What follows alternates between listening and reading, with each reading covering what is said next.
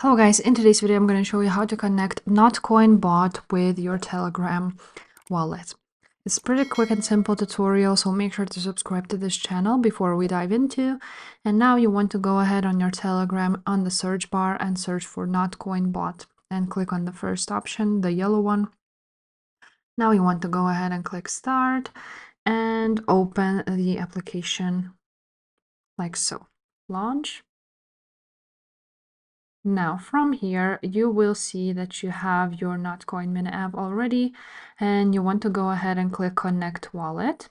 After that, this will pop up and you can connect your wallet here. You can either open wallet in Telegram or just click view all wallet options and click wallet on Telegram. So click on that. Now the wallet will open up and here is your, so click recover town space if you already have it or create a new one.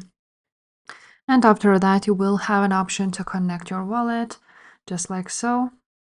Back. And now your wallet at the top, as you can see, is connected to your Notcoin. So that's it, guys.